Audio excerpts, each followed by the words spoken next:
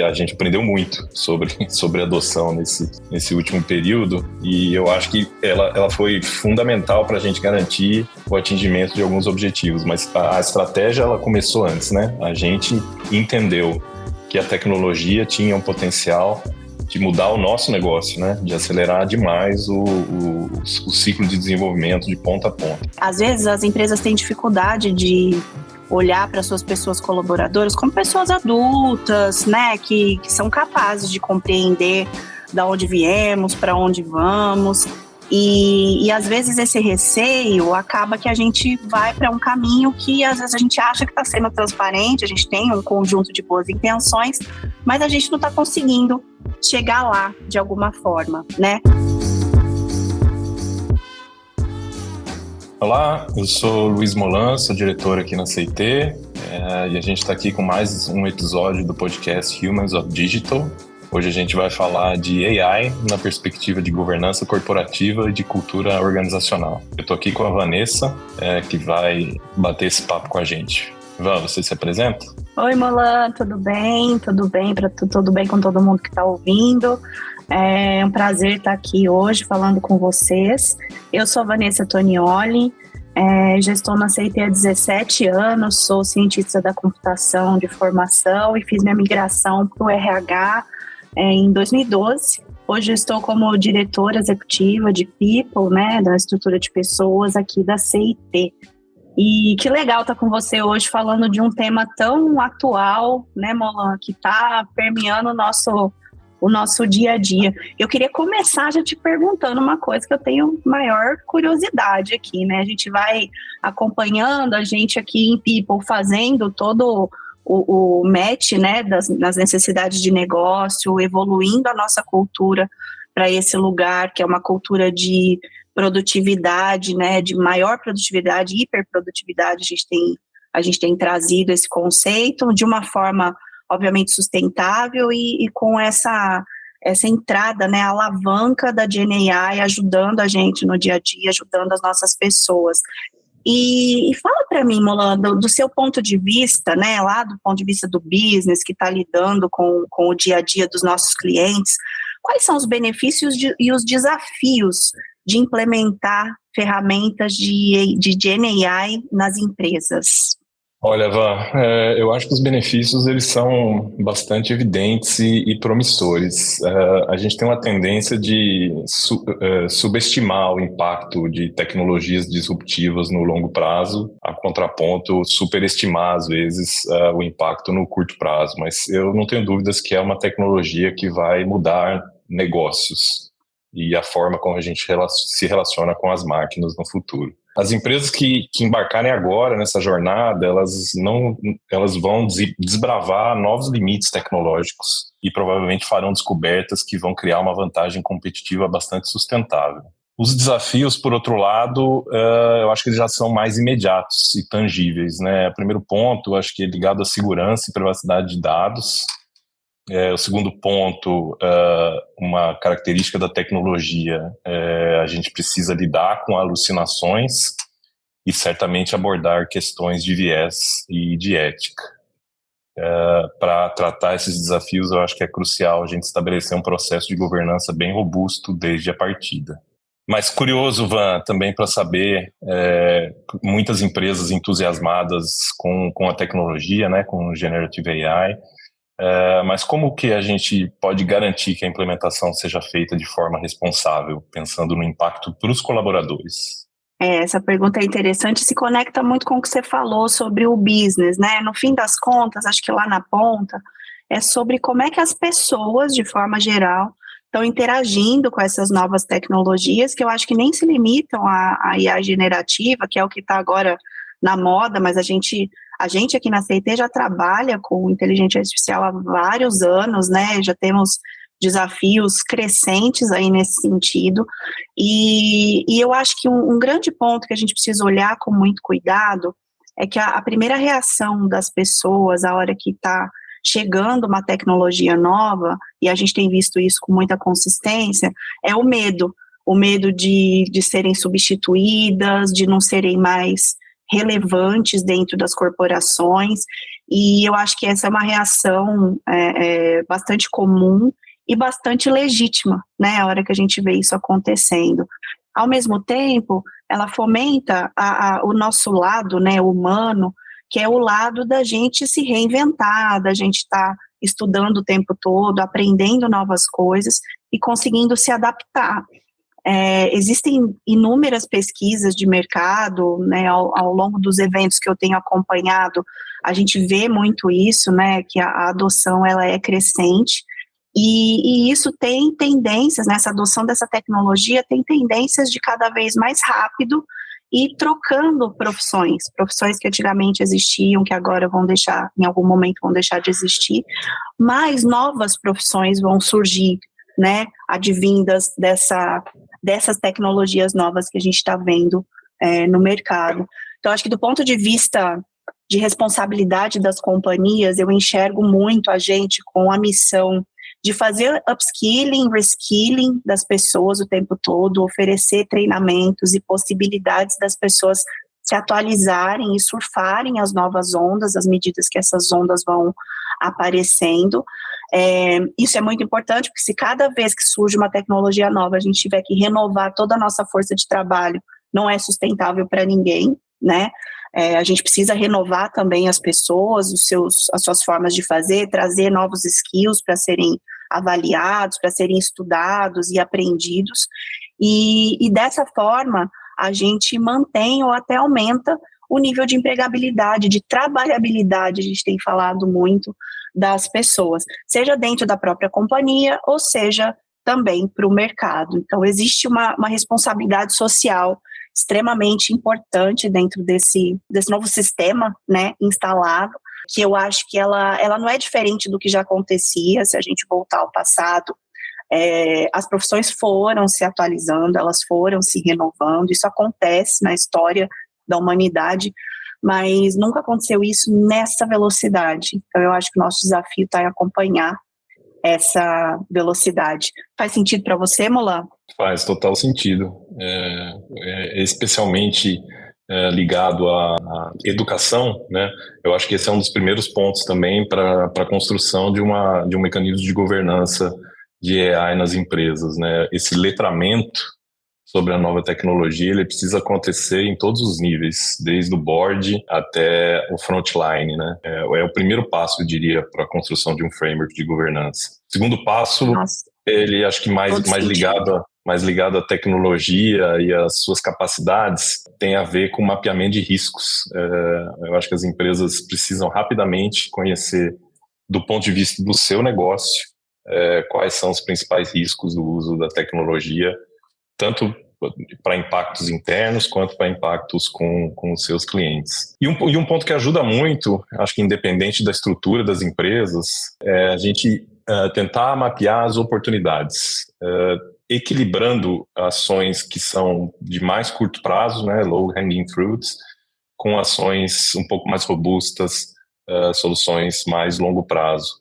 Isso vai ajudar muito a criar um framework de priorização e a começar, né? Acho que é importante as empresas rapidamente começarem a tatear essa tecnologia, porque, de novo, né, como eu comentei antes, eu acho que ela tem um potencial, e você comentou agora há pouco também, né, de mudar negócios, né? Ela vai mudar o jeito com que a gente se relaciona com tecnologia, e eu acho que as empresas que começarem essa jornada rapidamente, com esses frameworks, ela vai conseguir uma capacidade melhor de absorção dessa jornada e se manter no jogo. E eu acho que esses 3 pilares que você colocou, eles funcionam na sua visão tanto para empresas maiores, grandes companhias, quanto para empresas menores, Molan? Qual a sua visão? Sim, eu acho que sim. Acho que independente da capacidade de estrutura, é importante começar.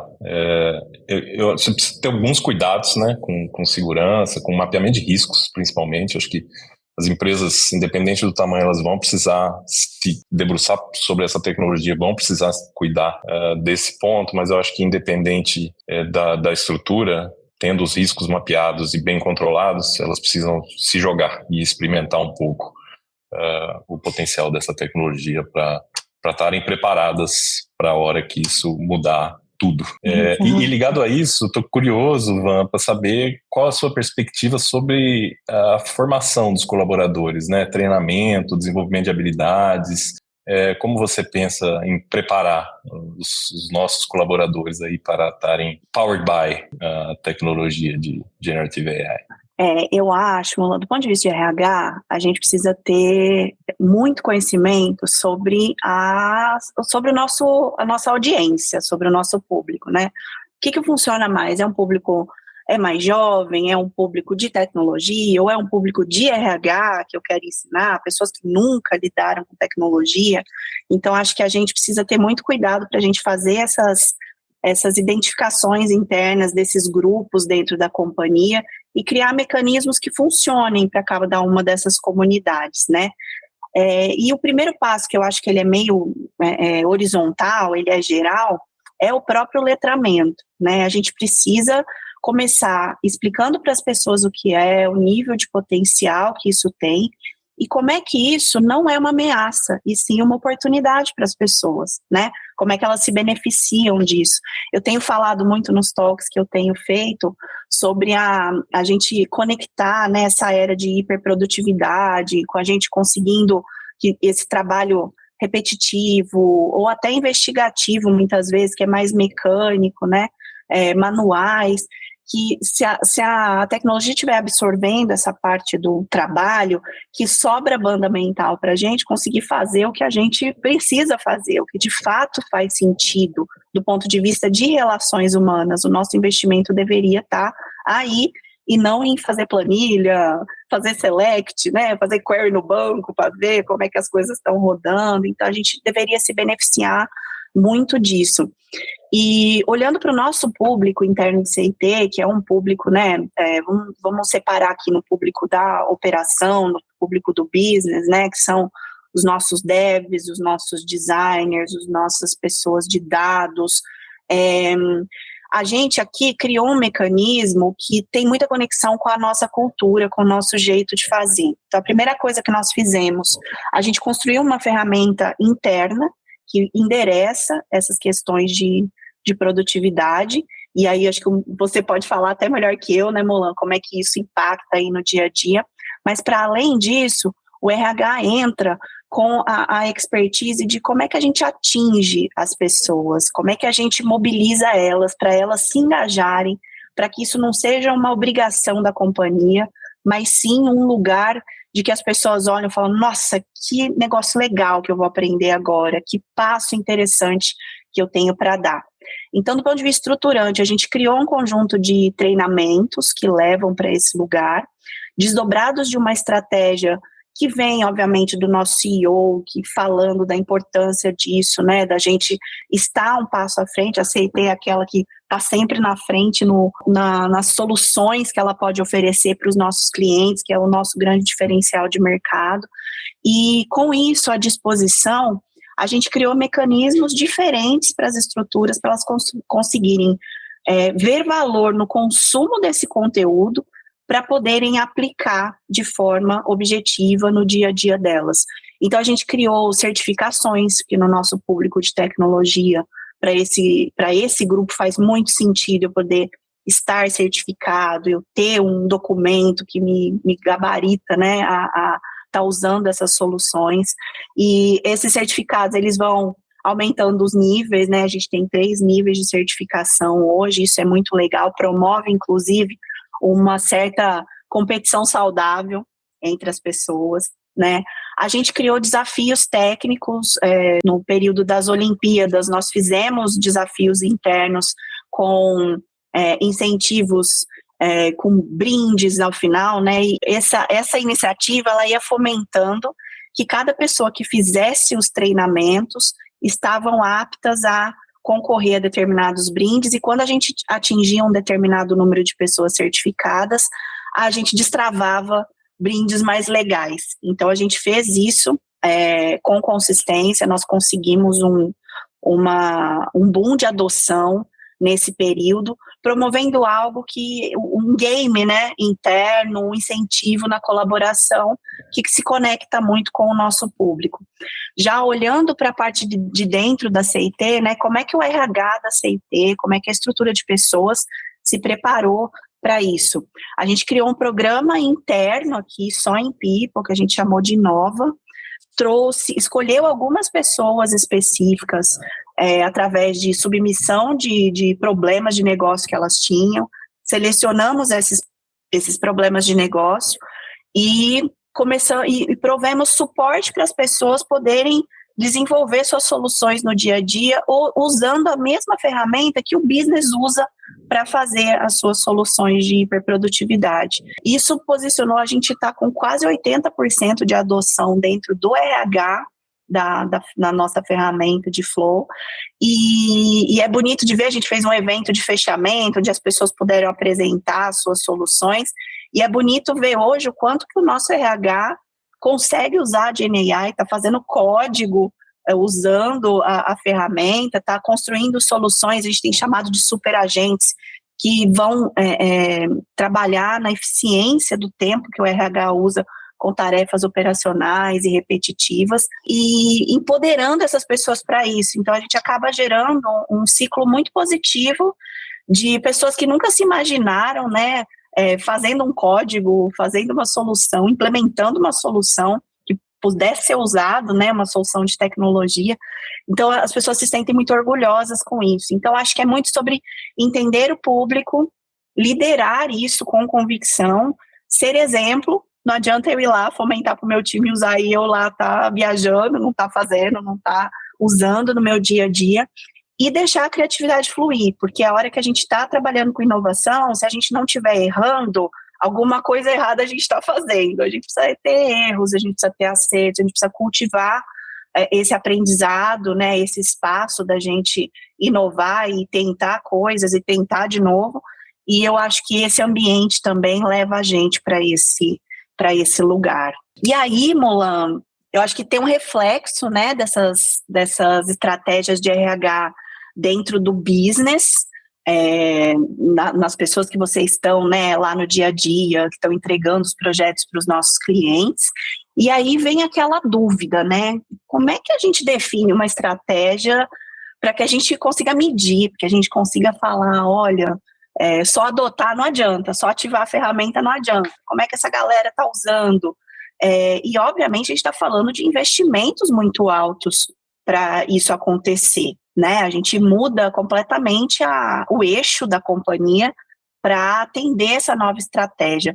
Como é que você enxerga que as empresas que estão nessa jornada podem definir uma estratégia clara, objetivos que elas consigam medir para adotar a GenAI, e não só adotar, mas usar a GenAI no dia a dia, e que a gente consiga nessa adoção trazer um retorno sobre esse investimento? Bacana, Van. E eu acho que está muito ligado à estratégia de adoção, mas a adoção, no fundo, ela precisa estar pendurada numa estratégia de negócio, né? Eu acho que a gente aprendeu muito sobre adoção nesse último período, e eu acho que ela foi fundamental para a gente garantir o atingimento de alguns objetivos, mas a estratégia ela começou antes, né? A gente entendeu que a tecnologia tinha um potencial de mudar o nosso negócio, né? De acelerar demais o ciclo de desenvolvimento de ponta a ponta, né? Desde a ideação até a operação. E essa foi a nossa grande hipótese, que desdobrou em ferramentas, desdobrou em estratégias de adoção, em certificações e etc. E ela teve um ponto claro, que foi enxergar o benefício, né? A aceleração do fluxo de desenvolvimento, como isso pode impactar a velocidade que a gente entrega nossos produtos para os nossos clientes. E pensando no mercado, nos clientes que a gente atende, eu acho que esse é um ponto inicial, né? Depois de você mapear suas oportunidades ou suas hipóteses de ganho, né? Acho que é importante ter um ballpark de investimento para começar, né? O quanto que eu preciso para cada uma, até para ajudar numa priorização. E o potencial, certamente potencial de retorno, né? O que eu estou imaginando com, sei lá, pequenos experimentos para onde a tecnologia está apontando, e extrapolando isso para uma escala, qual é o meu potencial de retorno para aquelas hipóteses, né?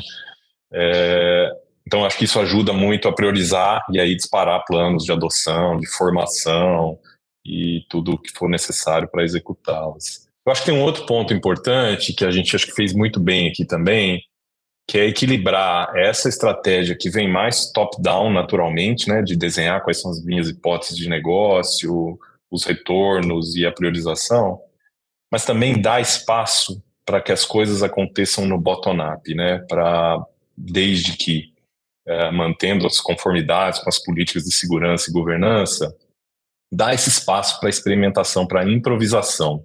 Eu acho que a gente teve muito aprendizado também aqui da ideia, acho que a ideia estratégica inicial ela se mantém, mas o como mudou muito e vem mudando dia a dia ao longo do tempo, no desdobramento e muito fruto do aprendizado que a gente tem na ponta com os times que estão usando a tecnologia e fazendo as adaptações nessa tecnologia para o uso real que acontece no dia a dia com os nossos clientes, né?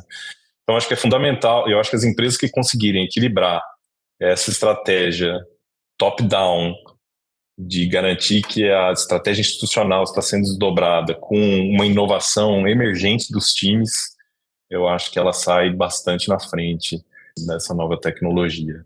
Tem um ponto que eu acho que a gente precisa também ter cuidado, queria pegar a sua perspectiva, que é relacionado à ética, né? Como você vê os desafios nas empresas que vão se debruçar aí sobre GenAI, nessa perspectiva da relação com seus colaboradores e ligados a princípios éticos?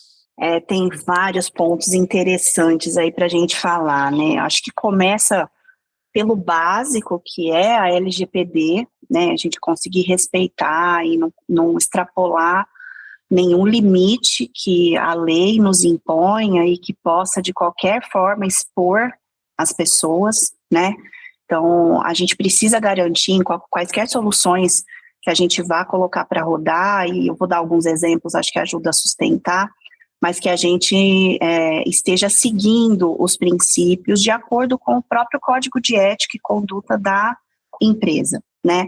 E aqui a gente pode falar, por exemplo, tem coisas mais óbvias, né, por exemplo, uma autodeclaração sobre composição de grupos minorizados, a gente não pode usar isso em hipótese alguma para nomear, segregar ou rotular as pessoas em nenhuma das nossas iniciativas. Então, isso tem que ser muito cuidado, muito,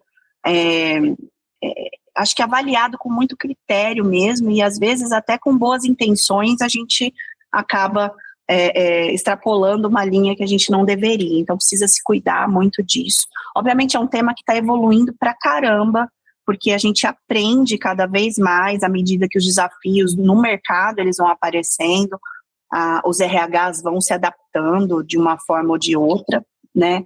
Mas, na minha visão, acho que a gente precisa começar tudo pela ética, né? Assim, quais são os nossos limites, onde a gente não quer ir, não tolera ir. E, a partir disso definido, a gente tem um espectro gigante de trabalho para a gente conseguir montar essas soluções. E, obviamente, quando a gente fala de processos de RH, quando a gente está falando de promoção, né, de cargo, de reconhecimento, às vezes, de faixa salarial, quando a gente está falando de oportunidades em projetos, mobilidades internas, né, no caso da CIT, que é uma empresa de serviço, a gente está o tempo todo, cria time, desmonta time, monta time novo, desmonta time. Existe um espaço gigante para a tecnologia ocupar esse lugar, mas a gente tem sempre que pensar que a tecnologia, ela aprende com o passado. E esse passado, por natureza, ele é enviesado de alguma forma. Então, a gente precisa ser capaz de obter sugestões, vamos falar assim, das nossas soluções de tecnologia, mas a liderança precisa assumir o seu papel de análise crítica, de entender como é que aquele algoritmo funciona, e entender por que aquela pessoa A está sendo sugerida em detrimento da B para assumir uma posição nova ou não. Não dá para a gente jogar na mão da IA, terceirizar esse assunto, né, e falar, agora a IA cuspiu isso, então é assim que eu vou seguir, é assim que eu vou fazer. E eu acho que esta parte, às vezes a gente está muito se preocupando com os dados, como é que a gente põe segurança, como é que a gente não expõe, mas a gente esquece de, não, eu vou colocar uma solução aqui no meu processo de promoção que vai acelerar demais esse processo, e ela vai mesmo, mas esquece dessa outra responsabilidade, passa a terceirizar isso. E aí, às vezes, a gente ouve frases como, o dashboard sugeriu isso, eu segui fazendo, né? E a gente não pode ter lideranças nessa posição. Então, eu acho que aí conecta muito com o assunto anterior, de treinamento, desenvolvimento de habilidades. Acho que a liderança, ela cada vez mais ao longo dos anos vem assumindo novas necessidades de skills que ela precisa ter para conseguir fazer uma boa gestão da sua equipe, né, para conseguir liderar de fato a sua equipe. E eu acho que o letramento da liderança precisa estar associado com os processos que estão sendo evoluídos para utilizarem AI internamente, e qual é o papel esperado dessa liderança dentro usando essas ferramentas e colocando esses processos para rodar, né? Então, acho que esse é um ponto importante. A gente costuma falar que mesmo estando cada vez mais tecnológico, o mundo vai estar cada vez mais humano nesse sentido, vai demandar muito, né, essa análise crítica e para a gente manter de fato algo que se sustente, que seja socialmente responsável e que coloque a empresa como um lugar de confiança, né, que aquelas ferramentas junto com as pessoas que estão gerindo as carreiras estão dando os melhores resultados, as oportunidades certas para as pessoas que merecem, né.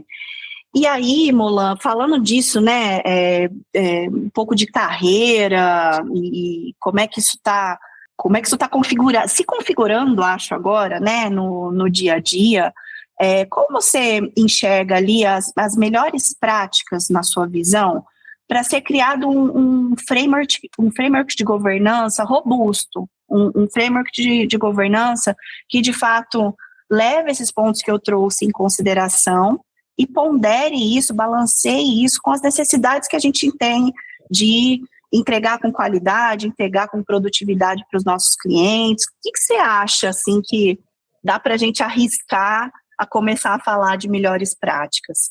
Bacana, eu acho que você já tocou em vários pontos ali nessa perspectiva interna, e eu acho que vários deles falam com a perspectiva externa também, né? A gente, segurança, privacidade de dados, as coisas mais óbvias, né? Inclusive reguladas, certamente precisam de bastante atenção, né? O AI vai expor dados de forma que a gente nem imagina como, então a gente precisa estar bastante atento a como isso é tratado.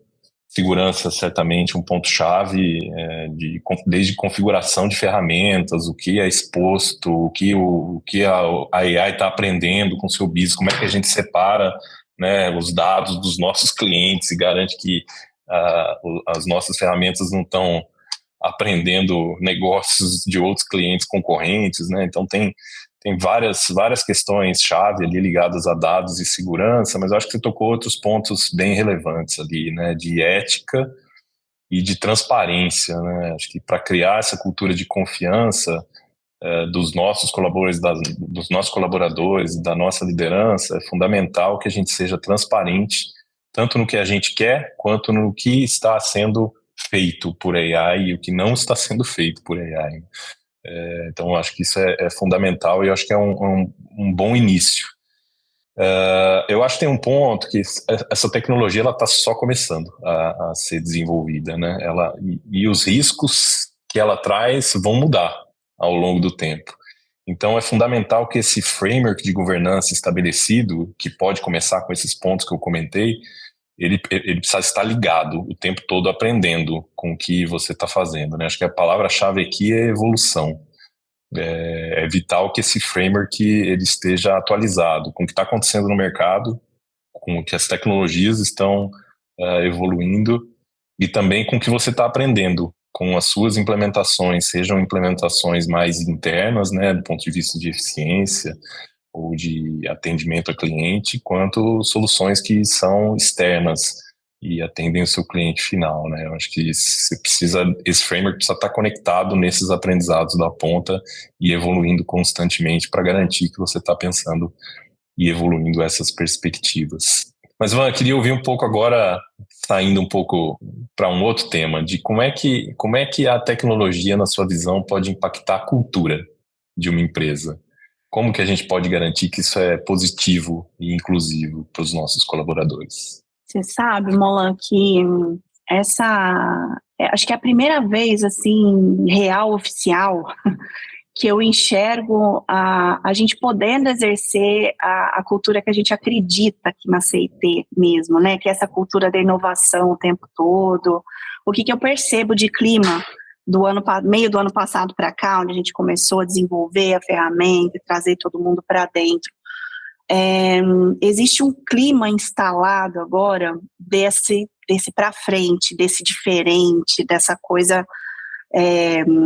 que realmente traz uma diferenciação de negócio para nós, ao mesmo tempo que equilibra com a adequação da trabalhabilidade das pessoas que estão aqui na CIT. Então, acho que passado aquele receio inicial de, nossa, como é que vai ser isso aqui? Vai tirar meu trabalho? Eu vou ter espaço para mim no futuro? As lideranças também confusas, né? Elas eram questionadas e elas também não estavam entendendo direito o que ia acontecer. Então, passado esse problema, a gente entra numa era de clima e de possibilidades que a gente nunca viu antes, né? E eu acho que os clientes também, nesse momento, eles estão esperando também isso da gente. Então, abrem-se portas diferentes, né? De espaço para a gente testar coisas novas, a gente trazer coisas diferentes. E quando é uma cultura que acredita nisso, que a nossa sempre acreditou muito nisso, mas em alguns momentos você fica travado poxa, aqui eu não posso fazer assim, aqui eu não posso testar aquilo, porque tem essa, entre aspas, legislação aí, né, ou do cliente, ou interna, ela consegue agora um espaço, um horizonte diferente para poder trabalhar, testar e falar um pouco sobre suas ideias, né. Além disso, está sobrando, entre aspas, um pouco mais de tempo, porque as tarefas operacionais, a gente botou a IA para fazer, e agora a gente usa a nossa capacidade intelectual de outra forma. E isso, com certeza, gera um ambiente muito interessante, né, de muita inovação, de orgulho, de colaboração, que eu acho que ajuda muito a gente rumar para o lugar que a gente quer. E a gente, né, obviamente as regulações, a governança, ela existe, mas eu brinco muito que a melhor governança é aquela que é transparente, né?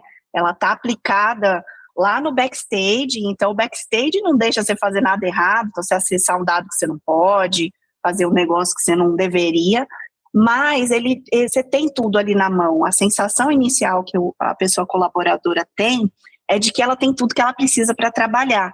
E a hora que ela esbarra em algumas regras, algumas coisas, ela fala, não, beleza, isso aqui é compliance, tá certo, eu não posso acessar isso aqui mesmo. Eu tenho que pedir esse acesso para alguém para eu conseguir desenrolar o que eu quero fazer, como é que eu tenho, que caminhos que são esses? E aí a gente vem para um lugar de que a gente precisa de escrever sobre isso, de deixar claro para as pessoas colaboradoras, através das nossas políticas, dos nossos sites internos, das nossas ferramentas de comunicação interna, quais são os canais que podem ser usados para a gente poder falar mais junto, para a gente poder fomentar esse ambiente de inovação sem cruzar essas linhas de governança. Então, eu tenho visto, né, nesse último ano, uma materialização muito grande do nosso jeito de ser, né, de uma coisa que eu acho que nem é valor, eu já acho que é princípio nosso, né, da onde a gente partiu, que é essa colaboração, isso na mesa o tempo todo, uma preocupação genuína em não cruzar nenhuma fronteira, essa governança sendo cada vez mais, ficando cada vez mais invisível, a gente conseguindo embedar isso dentro dos processos para que eles naturalmente já venham com as regras estabelecidas, e as pessoas conseguindo navegar de uma forma tranquila, responsável e sustentável pelo lado da companhia. E aí a gente pega Obviamente, né, Molan, que não é só a CIT que tem regras, compliance e um monte de coisa para garantir, né, que tudo esteja rodando, mas os nossos clientes também têm muitas questões de compliance. A gente está falando de grandes bancos, por exemplo, que são completamente regulados, né, por órgãos maiores, tudo. Quais são as suas principais considerações desse ponto de vista, de regulatório, de compliance, que as empresas, né, as pessoas que estão nos ouvindo aqui devem ter em mente, né, ao implantar as ferramentas de GenAI? Bacana, Van. Varia muito, né, a regulação em diferentes mercados e diferentes regiões, né? A gente tem, obviamente, mercados muito mais regulados, como o mercado financeiro. A gente tem a Europa, que sempre tem um viés mais conservador e está saindo na frente ali na criação das suas regulamentações ligadas à Generative AI. Os Estados Unidos sempre um pouco mais liberal e deixando o mercado, tentando aprender um pouco mais com o mercado. Mas eu acho que é muito difícil a gente enxergar um quadro de uma regulação que vai ser coesa globalmente e valendo para todo mundo. Então, obviamente, você vai ter que se adaptar. Empresas globais como a gente, né, precisa se adaptar às regulações locais, né? Então, a gente tem, por exemplo, instalações e configurações diferentes na nossa ferramenta quando ela é usada na Europa ou aqui. Mas eu acho que se a gente conseguir, um ponto que você tocou na sua resposta, se a gente conseguir implementar os nossos valores, os nossos princípios nessa perspectiva de compliance, de regulação, eu acho que a gente vai estar bem resolvido, e eu acho que as empresas conseguirem fazer isso também vão estar. Assumindo que os nossos valores, né, são o que a gente acredita que nos trouxe até aqui, eles certamente vão estar dentro de qualquer regulação, vão provavelmente ser, inclusive, mais restritivos e mais aderentes à sociedade onde a gente está operando, né? Então, acho que se a gente conseguir promover essa responsabilidade, essa confiança, né, nessa governança de compliance, eu acho que a gente vai estar atendendo, obviamente, precisamos estar atentos, né, às regulações locais e de mercado, mas eu acho que a gente vai estar atendendo o que a gente precisa para ser justo no uso da tecnologia. E falando em justiça, como você vê a questão, acho que você já comentou um pouco, mas queria ouvir um pouco mais, como você vê a questão dessas decisões que eventualmente vão ser tomadas ou vão ser alimentadas por AI em relação aos nossos colaboradores e o nível de transparência necessário para isso? A gente está numa era de menos política formal e mais conversas e diálogos que esclareçam, né, da onde a gente vem e para onde a gente está indo. Às vezes as empresas têm dificuldade de olhar para suas pessoas colaboradoras como pessoas adultas, né, que são capazes de compreender da onde viemos, para onde vamos. E às vezes esse receio acaba que a gente vai para um caminho que às vezes a gente acha que está sendo transparente, a gente tem um conjunto de boas intenções, mas a gente não está conseguindo chegar lá de alguma forma, né? E eu acho que isso não é um problema só da Rússia, né, que a gente brinca, não acontece só lá do outro lado do mundo, acontece em todos os lugares, empresas pequenas, empresas grandes, né? E as empresas que têm sucesso com esse nível de transparência, a forma de se comunicarem com suas pessoas colaboradoras, a forma de trazer essas pessoas para dentro do jogo, né? Como é que faz com que elas se sintam parte daquele jogo, como é que o trabalho que ela faz, né, a clareza de esse trabalho que ela faz todo dia, como é que ele impacta no geral, o que isso significa na prática, né? Eles são extremamente fundamentais para que a gente consiga construir esse ambiente de confiança. Nós temos uma dinâmica agora que as pessoas não querem mais fazer carreiras longas nas companhias se aquela companhia realmente não fizer sentido. Então, todo dia é um processo de escolha daquela pessoa de continuar. Por quê? Porque o LinkedIn de todo mundo está bombando, cheio de gente, atrás de bons profissionais. Aqui na CIT a gente preza pela excelência, é um dos nossos valores, né, de excelência. Então, a gente só tem colaborador de ponta, gente que manda muito bem, pessoas muito visadas no mercado, extremamente competentes e capazes, e isso nos traz ainda um maior desafio de que como é que a gente é essa empresa que a pessoa escolha ficar todos os dias, né? E para isso, o ponto de partida é confiança, confiança nos processos, confiança no que está acontecendo, e toda vez que a gente tem uma quebra de confiança, a gente é rapidinho de quebrar. No instantinho ela quebra e está destruído e a satisfação cai, vai lá para baixo.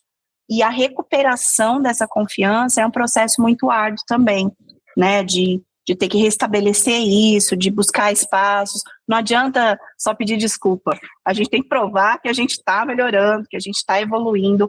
Então, acho que é tudo com base nisso. Cada vez mais a gente precisa ter as coisas claras, documentadas, usar canais diferentes para isso. Então, vai fazer uma comunicação, não pode ser um canal só, tem que ter uma diversidade de canais para a gente conseguir atingir as pessoas. A IA pode ajudar muito a gente com isso, né? Soluções de IA, para que a gente seja mais efetivo na hora de entregar uma comunicação que vai contar como funciona por dentro um processo, como é que as coisas funcionam. E, de novo, eu vou voltar lá na liderança.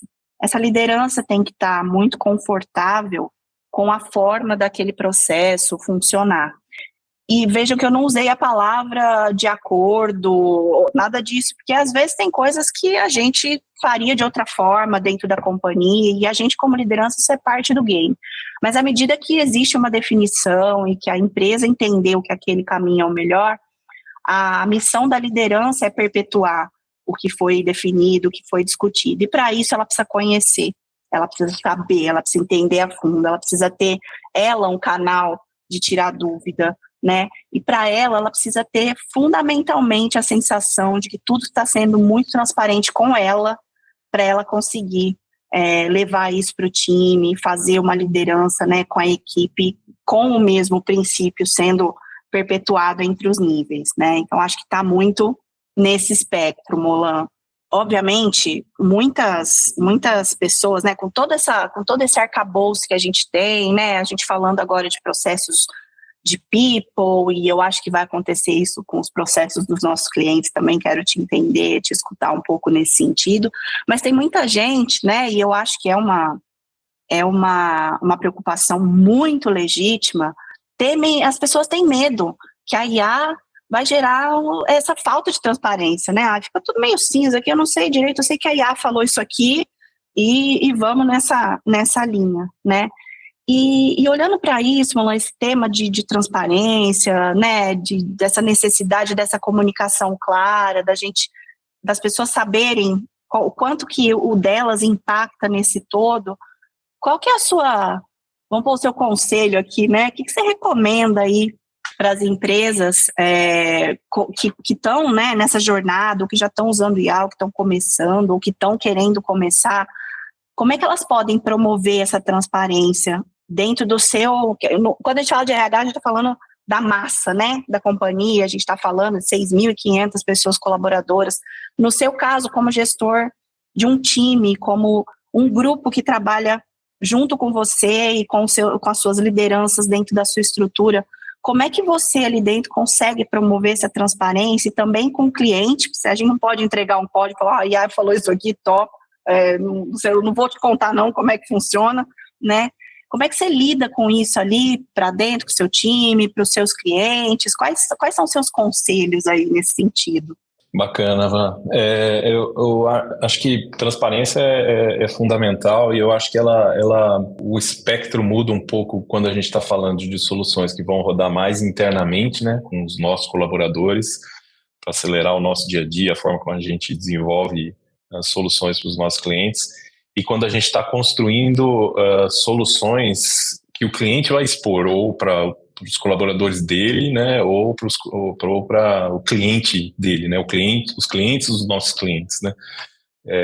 E eu acho que como a tecnologia ela ainda não está suficiente madura para, pelo menos não na maioria dos casos, tomar decisões de forma autônoma, Eu acho que é fundamental a gente pensar em frameworks que incluam o human in the loop, né? O colaborador, né? Seja do nosso cliente, seja o nosso colaborador aqui, fazendo parte do processo, né? Então, a gente tem usado muito a nossa ferramenta aqui como aceleradora do fluxo de desenvolvimento, mas ele tem etapas em que são previstas, né, a iteração com o humano, né? A gente fala que é muito mais sobre o humano empoderado com a tecnologia do que a tecnologia produzindo software sozinha, né? Acho que a gente ainda está longe disso.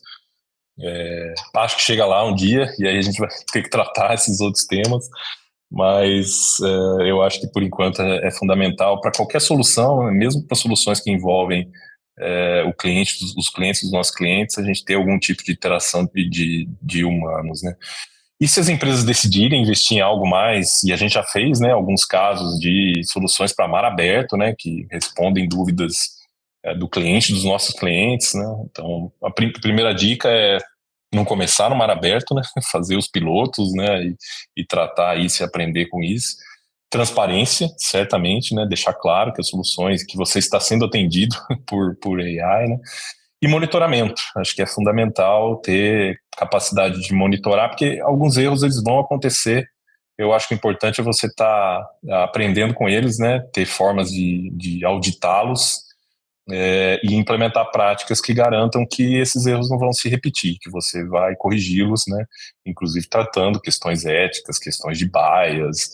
A gente já viu alguns casos no mercado ali de erros graves, né, mas a transparência e a velocidade para tratá-los, eu acho que é fundamental. Acho que todo mundo entende que a tecnologia tem gaps, acho que ela vai evoluir também, né, e esperamos reduzir esses gaps, mas eu acho que é fundamental você ter monitoramento e, se possível, manter o humano no loop, né, fazendo os checks, né, e evoluindo e aprendendo com a solução e ao mesmo tempo evoluindo as ferramentas. Eu acho que isso vai garantir a transparência necessária para o uso da tecnologia e para a adoção, né? Que eu acho que é a palavra-chave. Se as pessoas não entenderem o que está acontecendo ali, se for uma caixa preta, a adoção vai ser bem mais complexa do que se elas entenderem de verdade que a AI está ali para ajudar.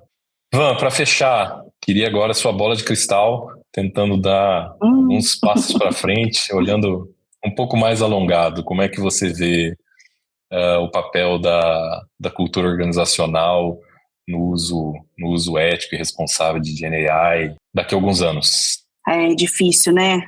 Da semana que vem a gente já está sofrendo aqui para pensar como vai ser. Eu sigo algumas pessoas, eu gosto muito de olhar para o futuro, então sigo alguns futurologistas que falam do business, sempre tentando fazer um paralelo com os profissionais do futuro, né? Aquela brincadeira que a gente sempre faz com o Globo Repórter, né? Onde vivem, o que comem, né? E eu tenho um interesse muito grande em saber e entender. E uma coisa que eu já me convenci dela, e ela me deixa muito mais leve, é entender que não tem um futuro só. São múltiplos os futuros, né, que vão sendo construídos. E obviamente, a multiplicidade de perfis, de pessoas, essa diversidade toda, ela vem junto. Pessoas cada vez mais vocais, pessoas que têm as suas visões. Obviamente existem as linhas que não devem ser cruzadas, mas na construção de um espaço que de fato as pessoas possam discutir sobre os assuntos, trazerem as suas visões, e é meio naquela linha de dinâmica de design thinking, que todo mundo é um post-it, ninguém é um cargo, né, dentro da sala, então que não tem essa última palavra de alguém mais alto, mas que são espaços onde a gente pode interagir. E eu vejo a gente numa linha, eu acho que a gente vai falar muito mais frequentemente sobre marketplace de talentos, que é um modelo completamente diferente de atuação. E aí os desafios, obviamente, que vêm, né, das regulações, uma CLT aqui no Brasil, mas outros países que têm leis trabalhistas muito fortes também, e a gente sabe que isso não acompanha as necessidades e demandas do mercado. Então, como se adaptar a isso, que nível de risco que se pode, que se deve tomar, né? Eu me lembro quando lançou o ChatGPT, aquele frenesi, e pode, não pode, a gente deixa usar na CT, a gente bloqueia, a gente faz, foi um frenesi, e o César respirou fundo, encheu o peito, o César Gon, nosso CEO, e falou, libera para todo mundo, vamos na confiança, vamos ver onde vai dar, e devagar a gente vai ajustando as questões que a gente ainda não tem resposta.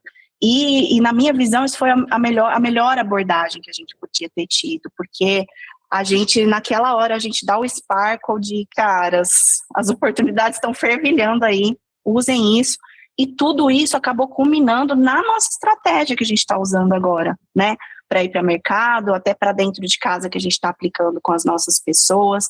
Então, eu acho que eu enxergo uma cultura se transformando para um lugar de mais opcionalidade, em vez de coisas massivas, né, de soluções massivas para todas as pessoas.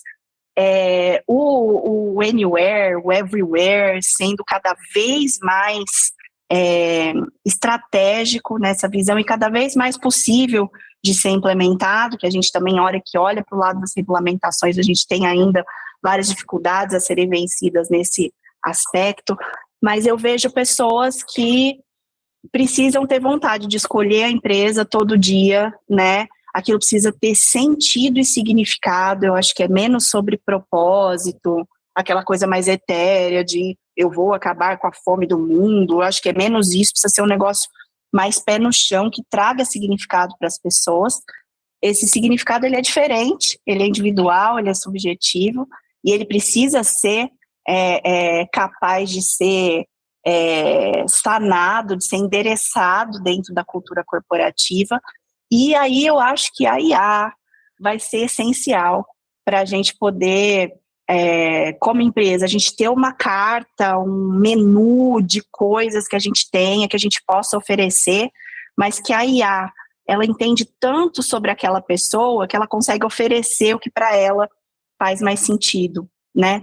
Eu acho que a hora que a gente chegar na possibilidade de hiperpersonalização, que a gente tanto fala hoje, né, que a gente fala do ponto de vista do customer, para as nossas pessoas colaboradoras, eu acho que aí a gente emula o que acontece lá fora, aqui dentro, e consegue, de fato, prover experiências diferenciadas para as nossas pessoas. Então, aí eu dei uma viajada na maionese, né, porque a hora que a gente fala de futurologia, é super difícil a gente entender os caminhos, mas é um pouco do que a minha vivência, os estudos que eu tenho feito, tem me drivado para esse lugar. E óbvio que semana que vem, se a gente for ter um novo podcast, eu posso trazer outra coisa, não tenho apego, né? E provavelmente eu vou trazer novos elementos, mas é um pouco da forma que eu vejo isso hoje, se desenhando para esse futuro.